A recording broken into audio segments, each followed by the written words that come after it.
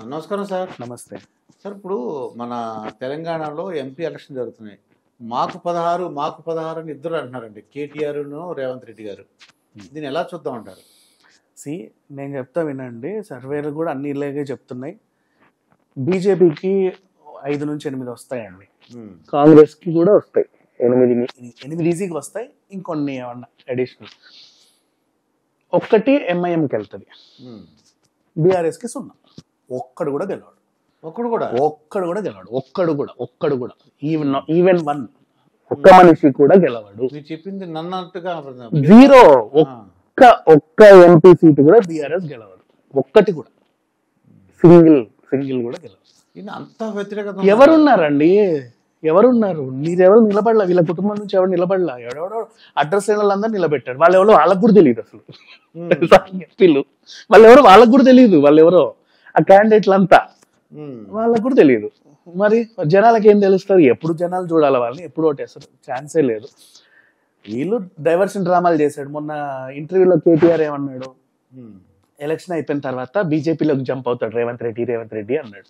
అంటే జనాల అమ్మో అవునా అని చెప్పేసి ఓటేయొద్దని పండల. నెక్స్ట్ జూన్ 2వ తారీఖు వరకే హైదరాబాద్ ఉమ్మడి రాజధాని, దాని తర్వాత కేంద్రపాలిత నగరం చేసేస్తారు. హైదరాబాద్ ని ఢిల్లీకి అమ్మేస్తారు, కట్టబెడతారు. ఇది మోడీకి రేవంత్ రెడ్డికి ఉన్న ఇది అని చెప్పాడు. పేలల 25 మంది ఎమ్మెల్యేలు వస్తారు అన్నాడు. పేలల ఏం చేసినా పేలట్లా. ఇంకేం చేయాలా? ఈయనకి ఒకటి పట్టుకున్నాడు, 6 గ్యారెంటీలు. ఏమి అమలు చేస్తానో చెయ్యి. నువ్వెవడు అడగడానికి? జనాలు అడుగుతున్నారా? ఇప్పుడు ఒక్క రైతన్న వచ్చి నాకు రాలేదని రోడ్డెక్కి ధర్నా చేశాడా? ఒక్క సాధారణ వ్యక్తి ఎవడన్నా వచ్చి రోడ్డు మీదకి వచ్చి ధర్నాలు చేసి మాకు అది రాలేదు, మాకు ఇది రాలేదు, ఆ హామీ నెరవేరలేదు ఎవడన్నా అంటున్నాడు? జనాలకు లేని దురద నీకెందుకు? అంతేగా. కావాలని నువ్వు రెచ్చగొడుతున్నావు. మీ బీఆర్ఎస్ వాళ్ళు అడుగుతున్నారు మాకు లేవని, రాలే ఇది రాలేదని. అంతే. జనాలకు కావాల్సినప్పుడు ఇస్తారు. ఓకే. ఇంకోటి ప్రభుత్వం వచ్చి 4 నెలలే. 4 నెలలకి అన్ని కావాలంటే ఎలా? అది ఏం చేద్దామని? నువ్వు 10 ఏళ్ళు ఉన్నావు, ఒక దళితుడిని ముఖ్యమంత్రిని చేస్తా అని చెప్పాడు మీ అయ్యా. చేశాడా? మరి అడగలేదు కదా. మొన్న హరీష్ రావు వెళ్ళి ఆ గన్ పార్క్ దగ్గర నిలబడి తొడగొట్టి రాజీనామా పత్రం ఓకేనా, నువ్వు అమలు చేస్తావా? రాజీనామా పత్రం అంటే ఏంటో తెలుసా? దానికి స్పీకర్ ఫార్మేట్ ఒకటి ఉంటది. అది తెలిసేస్తే కదా మనం బుర్రలకి. రాజీనామా పత్రం ఏదో వేమన శతకాలు దాశరథి కర్ణాపై పద్యాలను రాసుకొచ్చి రాజీనామా పత్రం అని ఊపాడు. అండ్ ఈయన నేను రాజీనామా చేస్తా అన్నాడు నిన్న సిరిసిల్లలో. ఏదో పిచ్చి సభ ఒకటి పెట్టుకున్నారు వీళ్ళు. కిషన్ రెడ్డి బండి సంజయ్ నాకు సమాధానం చెప్పాలంట. ఏం సమాధానం అంటే, అంబానీకి అదానికి 30 లక్షల కోట్లు మీరు కట్టబెట్టారు కదా, ఇది నిజమని అబద్ధమని చెప్పమనండి, నేను ఇప్పుడే రాజీనామా చేస్తా అన్నాడు.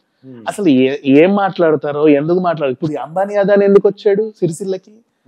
అవసరం. నువ్వు వెళ్ళింది సిరిసిల్ల, నువ్వు నియోజకవర్గం, నువ్వు నిలబెట్టిన క్యాండిడేట్ ని గెలిపించుకోవాలి. నువ్వు అందరు నీ వాళ్ళు ఉన్నారు, వాడు గెలవకపోతే నీ పరుగు పోద్ది నీ సొంత నియోజకవర్గంలో. సో నువ్వు ఆయన గెలిపించడానికి సిరిసిల్లకి ఇప్పటిదాకా నువ్వు ఏం వెలగబెట్టావో చెప్పి, ఇక తర్వాత ఏం వెలగబెడతామో చెప్పు. అంతేగా. లేదా అదేంటిది, అదొచ్చేలా కృషి చేస్తాం, ఇదొచ్చేలా కృషి చేస్తాం, మనల్ని ఎక్కడో తీసుకెళ్తాం, అవన్నీ చెప్పు. చావు. ఏమైంది? అర్థం ఉంటుంది, ఒక అర్థం ఉంటది. ఎక్కడో గుజరాత్ లో ఉన్న అదాని సిరిసిల్లకు వచ్చాడు అంటే చదివిస్తే ఉన్నమతి పోయిందని చెప్పేసి వీళ్ళకి వాగి తర్వాత ఏం మాట్లాడాలో అర్థం కాక ఏది పడుతుంది మాట్లాడేస్తున్నారు. జనాలు కూడా వచ్చి ఇట్లా చూసి, ఇప్పుడు అదాని ఎందుకు వచ్చాడు, ఇదేం మాట్లాడుతున్నాడు, అసలు బుర్రుందా అన్నట్టు జనాలు కూడా చూస్తున్నారు. ఇది పరిస్థితి. సో ఇక విషయానికి వస్తే, రేవంత్ రెడ్డి ఇచ్చిన హామీలు నెరవేర్చమని జనాలు అడగాలి. జనాల తరఫున నువ్వు వకాలతో పుచ్చుకొని నువ్వు అడక్కు. జనాలకి ఏం అనిపించట్లా, అందరూ బాగానే ఉన్నారు ప్రెసెంట్. మొన్న ఏదో ఆర్టీసీ బస్సుల్లో అదేంటిది కూర్చోడానికి ప్లేసులు లేవు, మహిళలందరూ ఇబ్బంది పడుతున్నారు అన్నాడు. ఈయనేమన్నాడు, నువ్వు వెళ్ళి చీర కట్టుకుని వెళ్ళి కూర్చో, ప్లేస్ ఉందో లేదో తెలుస్తుంది అని చెప్పాడు. కరెక్ట్ గానే కదా అనింది. మరి నువ్వు ఏ బస్ ఎక్కి చూసావని నీకు తెలియదు దానికి.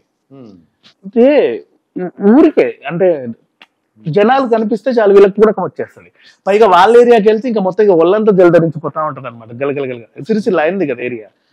ఏది పడితే అది మాట్లాడేసాడు. ఎంత స్పీచ్ ఇస్తే అంత స్పీచ్. వాళ్ళు కూడా ఎంటర్టైన్ అయ్యారు జనాలు కూడా. అండ్ బీఆర్ఎస్ కి జీరో. జీరో. ఒక్క ఎంపీ కూడా బీఆర్ఎస్ ఎంపీ గెలవాడు, ఒక్కడు కూడా గెలవాడు. రాసి పెట్టుకోండి. ఇదండి దాసరి విజ్ఞానగర్తో జరిగిన ఇంటర్వ్యూ. మరొక ఇంటర్వ్యూతో మీ ముందుంటాను. మీ మాస్టర్ దుర్గా ప్రసాద్.